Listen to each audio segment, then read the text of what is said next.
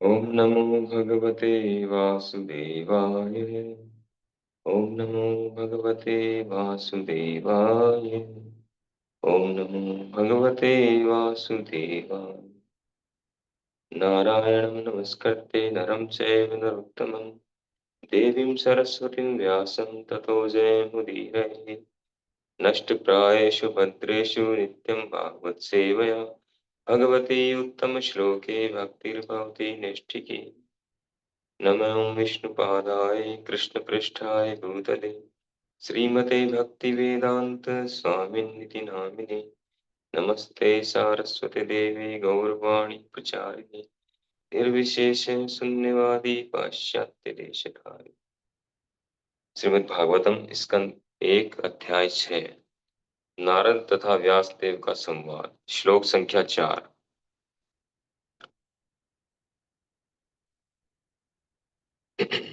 प्राकल्प विषयामेताम् स्मृतिं ते मुनिसत्तम नहि एषे विविधात् काले एषे सर्वनिराकृति। हे महामुनि, समय आने पर काल हर वस्तु का संहार कर देता है। अतएव ये कैसे संभव हुआ कि ये विषय जो ब्रह्मा के इस दिन के पूर्व घटित हो चुका है, अब भी आपकी स्मृति में काल द्वारा अप्रभावित जैसे का तैसा बना हुआ है। तात्पर्य: जिस प्रकार भौतिक शरीर के विनाश के बाद भी आत्मा नष्ट नहीं होता, उसी तरह आध्यात्मिक चेतना भी नष्ट नहीं होती। श्री नारद ने पूर्व कल्प में जब उन्हें यह शरीर प्राप्त था, तभी यह आध्यात्मिक चेतना विकसित कर ली थी। भौतिक शरीर की चेतना का अर्थ है भौतिक शरीर के माध्यम द्वारा अभिव्यक्त की गई आध्यात्मिक चेतना। ये चेतना निकृष्ट, विनाशशील तथा विकृत होती है, लेकिन आध्यात्मिक स्तर पर अति मानस की परिचेतना आत्मा के समान ही श्रेष्ठ होती है और कभी विनष्ट नहीं होती। श्रील प्रभुपाद की जय। तो यहाँ पर नारद मुनि जी से व्यास देव जी पूछ रहे हैं, पिछले 2 प्रश्न पूछे थे पिछले श्लोकों में कि आपने दीक्षा लेने के बाद में क्या किया, आपने गुरु के आदेशों का पालन किस तरह से किया। अब कह रहे हैं कि आपकी जो घटना हुई थी, जो आपने पूर्व जन्म की घटना बताई है, वो तो ब्रह्मा जी के पिछले दिन की घटना है। यानी बीच में गैप हो गया 430 करोड़ वर्षों का। 430 करोड़ वर्ष पहले ब्रह्मा जी का दिन खत्म हुआ, फिर दोबारा उनका दिन शुरू हुआ। तो 430 करोड़ वर्ष तो केवल रात्रि रात्रि है उनकी। जितना उनका दिन होता है 12 घंटे का, उतनी उनकी रात्रि होती है। हमारी कैलकुलेशन के अनुसार 430 करोड़ वर्ष होते हैं उनकी रात्रि के, और उतने उनके दिन के।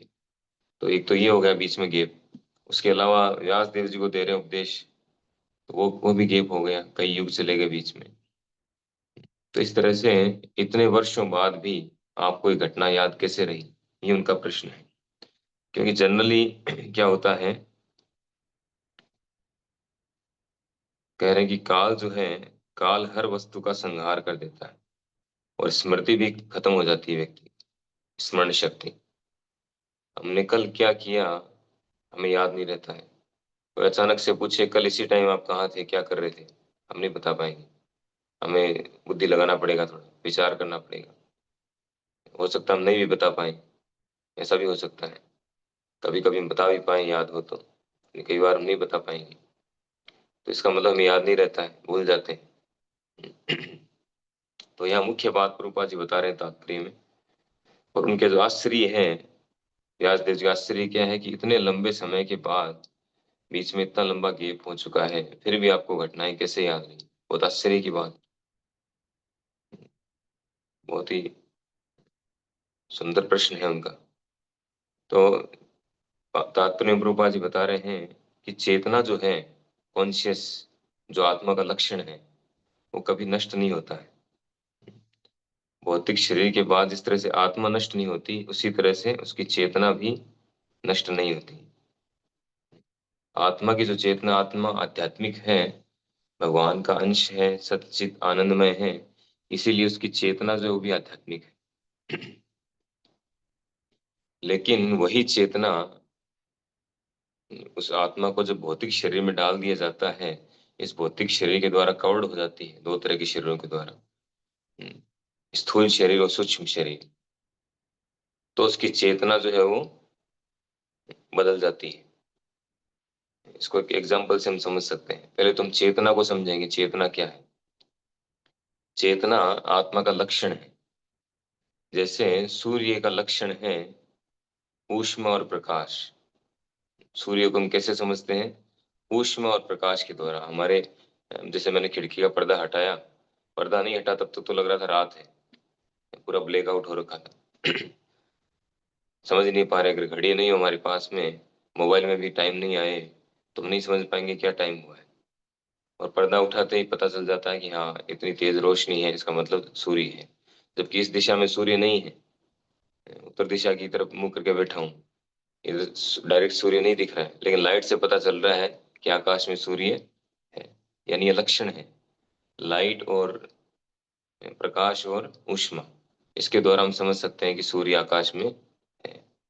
उसी तरह से शरीर में, पूरे शरीर में आत्मा है, इसका पता कैसे चलता है? चेतना के द्वारा, कॉन्शियस के द्वारा। अगर आत्मा है शरीर में तो उसके पूरे शरीर, हमारे पूरे शरीर में, इसके रोम रोम में उसका एहसास होता है।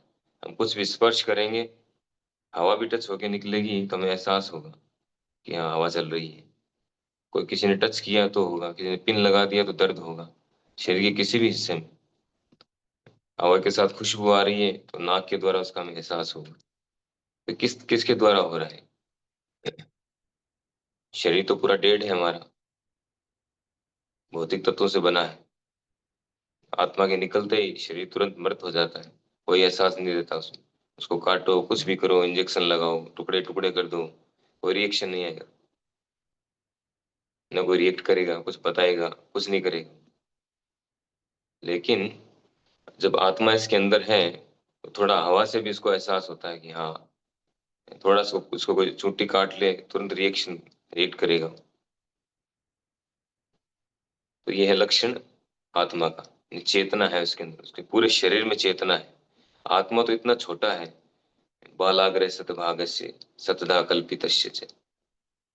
बाल के, बाल की नोक के जो अग्रभाग है, बाल की नोक जो है, टिप ऑफ द हेयर, उसका 10,000वां हिस्सा, उसके 100 टुकड़े करो, फिर एक टुकड़ा लेके उसके और फिर 100 टुकड़े करो, तो वो जो पार्ट है उसका 10,000वां हिस्सा बाल का, कहते हैं उस उतना छोटा है आत्मा। इसको हम सूक्ष्म दूरदर्शी से, माइक्रोस्कोप से उसको नहीं देख सकते हैं, इतना छोटा है। तो इतना छोटा आत्मा कैसे पूरी शरीर को एक्टिव कर देता है? वही आत्मा चाहे चींटी के शरीर में हो, चाहे हाथी के शरीर में हो, चाहे व्हेल मछली के शरीर में हो, किसी भी शरीर में हो, पूरे शरीर को एक्टिव करता है। कितना पावर है आत्मा का। आत्मा तो वही साइज का है चाहे वो किसी भी शरीर में हो, लेकिन उसका पावर बहुत ज्यादा है। जिस शरीर में जाएगा पूरे शरीर को एक्टिव कर देगा। अब सांप का शरीर इतना लंबा है, 10 फीट का सांप है, 20 फीट का सांप है, आत्मा तो उसमें एक जगह पे है, लेकिन पूरे शरीर में उसकी चेतना व्याप्त है। उसका पावर उसके पूरे शरीर में है। जैसे सूर्य तो एक जगह पे है आकाश में, सूर्य जो है कितना बड़ा होगा, लेकिन पूरा ये पूरा ब्रह्मांड 4 अरब मील में फैला हुआ है, right to left, top to bottom. तो पूरे ब्रह्मांड को प्रकाशित कर रहा है सूर्य। यानी उसकी जो ये चेतना है, कॉन्शियस, सूर्य की पूरे ब्रह्मांड में व्याप्त है। जिस प्रकार आत्मा पूरे शरीर को प्रकाशित कर देता है, चेतन कर देता है, उसी तरह से सूर्य पूरे ब्रह्मांड को चेतन कर देता है, प्रकाशित कर देता है। तो इससे आत्मा के लक्षण का पता चलता है। चेतना का मतलब आत्मा का लक्षण। तो आत्मा का लक्षण जो है पूरी तरह से आध्यात्मिक है वो। लेकिन क्योंकि इस भौतिक शरीर में आने के कारण आत्मा की जो चेतना है वो कंटामिनेटेड हो जाती है, दूषित हो जाती है। एक्चुअल में वो चेतना वैसे दूषित नहीं होती है, उसका प्रभाव वो गलत हो जाता है। इसको हम एग्जाम्पल से समझ सकते हैं कि जैसे बाहर सूर्य है, वो सनलाइट आ रही है, हमने अगर नॉर्मल शीशा लगा रखा है तो अंदर सनलाइट एज इट इज वैसी की वैसी आएगी। अगर डायरेक्ट जैसे सामने सूर्य है और सामने शीशा लगा रखा है हमने उसके आगे हमारे खिड़की में, तो जो लाइट आ रही है वो लाइट वैसी की वैसी आएगी अगर नॉर्मल शीशा लगा है ट्रांसपेरेंट, और उसमें प्रकाश साथ में ऊष्मा भी आएगी सूर्य की। लेकिन उसी शीशे को हम उसमें कुछ फिल्म लगा दें अलग कलर की, मान लो ब्लू कलर की फिल्म लगा दी उसमें, मोटी फिल्म लगा दिया, तो उससे क्या होगा, उसकी उसका प्रकाश भी कम हो जाएगा और प्रकाश का कलर भी चेंज हो जाएगा, ब्लू हो जाएगा, उसकी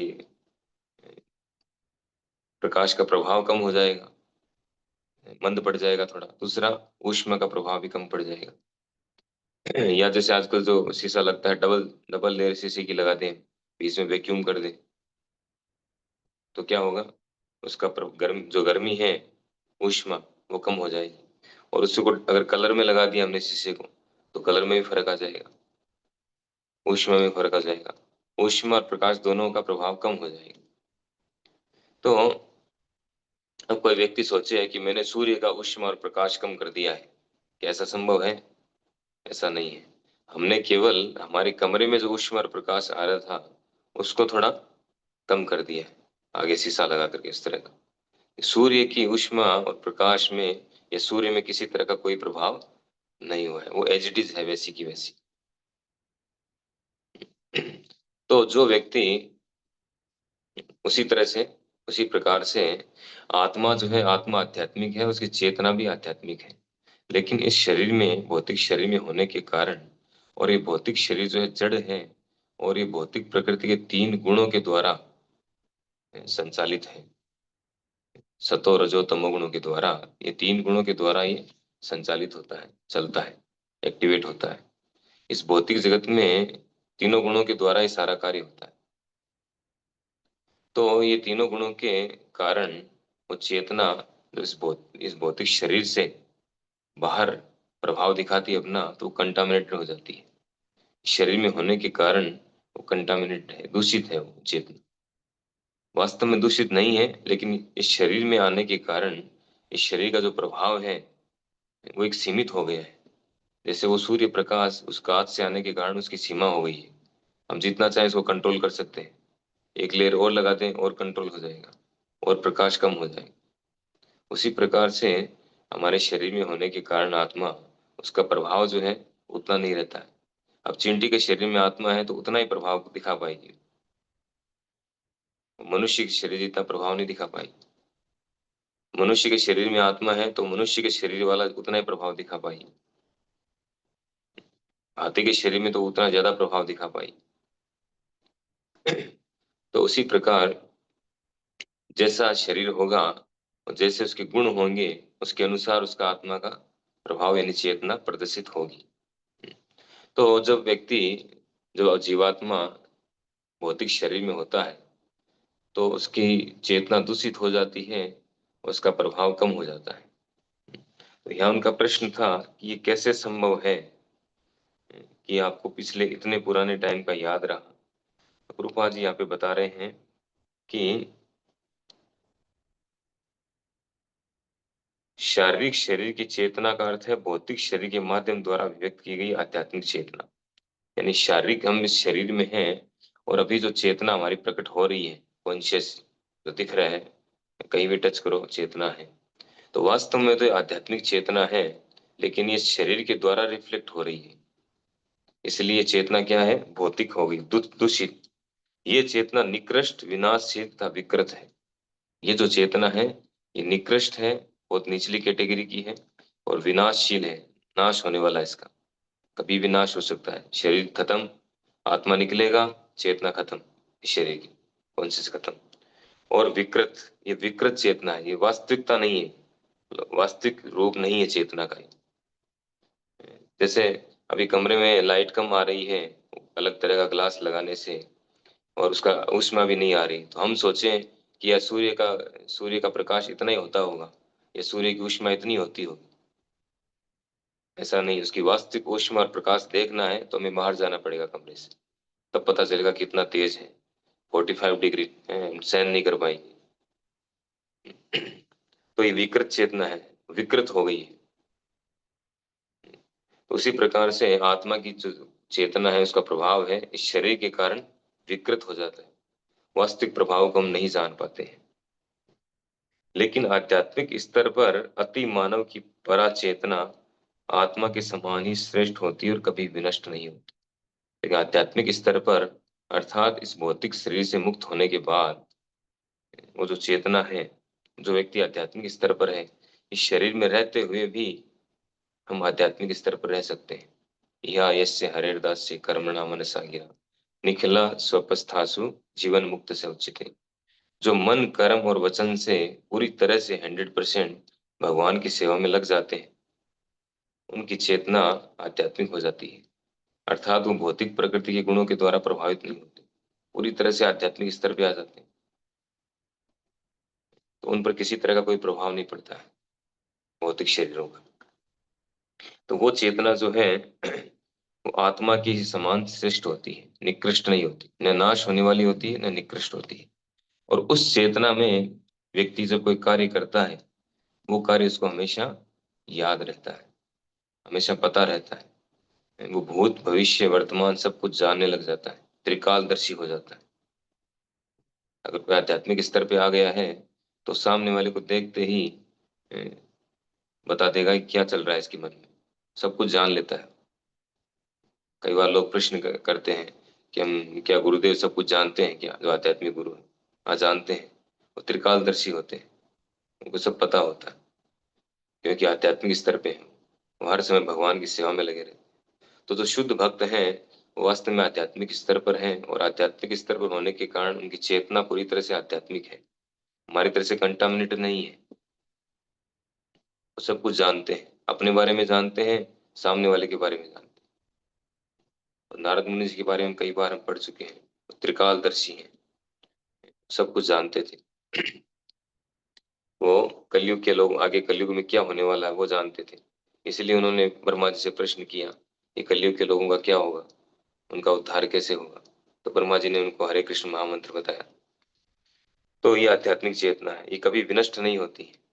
तो इसी कारण जब नारद मुनि अपने पूर्व जन्म में उन्होंने भक्ति किया, भक्तों का संग किया, उनसे दीक्षा प्राप्त किया, उनसे ज्ञान प्राप्त किया भगवान के विषय में, और उसको फॉलो किया अपने जीवन में, साधना भक्ति फॉलो करके उन्होंने वो आध्यात्मिक चेतना विकसित कर लिया, आध्यात्मिक प्लेटफॉर्म पर आ गए।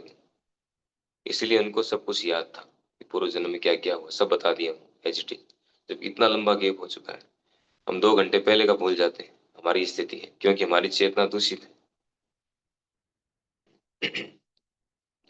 तो नारद मुनि की चेतना जो है पूर्ण विकसित चेतना, 5 प्रकार की चेतना बताई गई है शास्त्रों में।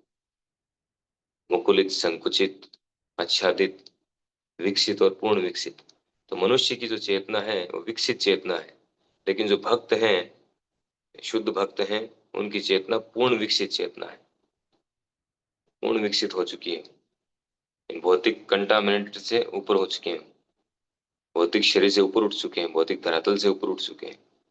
ये सब चीजें उनको प्रभावित नहीं करती है, भौतिक दुख कष्ट उनको प्रभावित नहीं करते, कुछ भी हो वो प्रभावित बने रहते हैं। तो ये विशेष बात है। तो हम भी ऐसी आध्यात्मिक चेतना विकसित कर सकते हैं, साधना भक्ति के नियमों को अपनाकर, कठोरता से पालन करके, धीरे धीरे अपलिफ्ट होकर के, और एक न एक दिन हम वो आध्यात्मिक चेतना विकसित कर सकते हैं।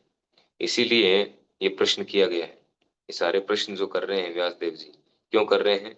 ताकि बाकी के जो लोग हैं, जो आने वाले लोग हैं, वो भी इन सबको पढ़ करके, समझ करके, गुरु परंपरा के द्वारा ये ज्ञान प्राप्त करके, और इसको अपने जीवन में उतार करके, फॉलो करके, उस आध्यात्मिक चेतना को प्राप्त करके अ, उस स्थिति में आ जाए, उस स्थिति को प्राप्त करें। इसीलिए प्रश्न किए जा रहे हैं।